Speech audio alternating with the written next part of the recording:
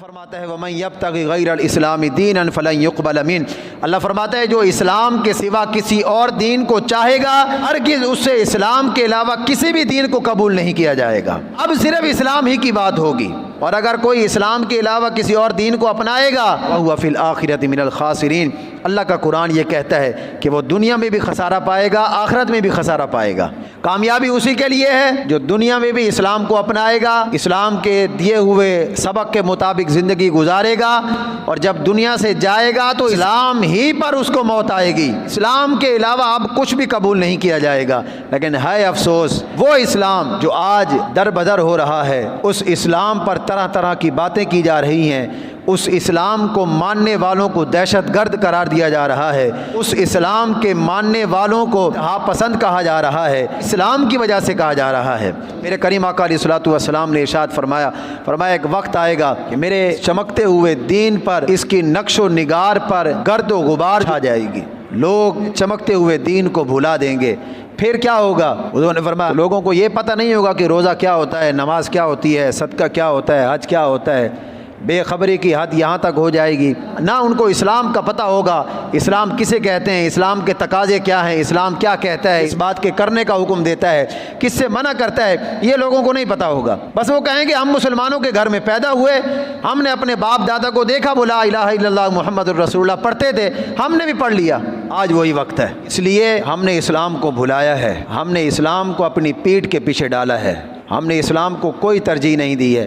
پھر حضور نے اس کا حل بھی بتایا، فرمایا جب ایسا وقت آ جائے تو پھر اسلام کے بیٹوں پر ایک بھاری ذمہ داری عائد ہوتی ہے۔ ہم اسلام کے فرزند ہیں، ہم اسلام کو ماننے والے ہیں، ہم پر ایک بھاری ذمہ داری عائد ہوتی ہے کہ ہم دین کو پڑھیں، دین کو سمجھیں، اور پھر اس دین کو ہم دوسروں تک پہنچائیں، دوسروں کو سمجھائیں، اس دین کی چمک اور دھمک کو ہم واپس لے کر آئیں۔ ہم میں سے ہر ایک کی یہ ذمہ داری ہے، اس لیے کہ ہم اسلام کے ہیں۔ کتنا خوش نصیب ہوگا وہ بیٹا کہ جو اپنے اسلام، اپنے دین کو پڑھے گا، اس کو سمجھے گا، پھر اپنے دین کی سربلندی کے لیے، اسلام کی سربلندی کے لیے وہ اسی دین، اسی اسلام کو آگے لوگوں تک سمجھائے گا، لوگوں تک پہنچائے گا، تو اللہ پھر اس کو کتنی جزا عطا فرمائے گا۔ حضور نے فرمایا اگر تم کسی ایسے راستے پر چلو جس راستے پر چل کر تم دین حاصل کرو، علم دین حاصل کرو، علم سمجھو، علم لوگوں تک، پھر نیت یہ ہو کہ میں علم سمجھ کر، دین سمجھ کے لوگوں تک پہنچاؤں گا، ایسے راستے پر تم چلو، تو حضور نے فرمایا اس کی برکت پھر کیا ہوگی، وہ راستہ تمہیں کہاں لے جائے گا۔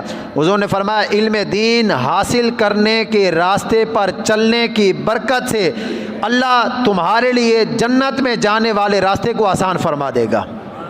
جنت میں جانے والا راستہ کون سا ہے؟ پل صراط کا راستہ، تلوار سے زیادہ تیز، بال سے زیادہ باریک۔ کسی کی مرضی نہیں چلے گی کہ اس پل کو کوئی چوڑا کر لے، کوئی ڈبل کر لے، نہیں۔ فرمایا ہاں اگر تمہارے قدم اسلام کے راستے پر چلیں گے تو وہ پل تمہارے لیے ڈبل نہیں، ٹرپل نہیں، بلکہ اس سے بھی زیادہ چوڑا ہو جائے گا۔ لیکن حضرت فرماتے ہیں پائے کوباں پل سے گزریں گے تیری آواز پر، رب سلم کی صدائیں وجد لاتے جائیں گے۔ یہ تو جنت میں جانے والا راستہ آسان اسی وقت ہوگا کہ جب ہم اسلام کو اپنائیں گے۔ آج اسلام پرایا ہو چکا ہے، معذرت کے ساتھ ہمارے گھروں میں اسلام کو ٹھہرانے کے لیے ایک دن اور ایک رات بھی نہیں ہے ہمارے پاس۔ ہمارے گھروں میں کلچر ہی یہود و نصارہ کا ہے، اسلام مخالف کلچر، یہ المیہ ہے ہمارے لیے۔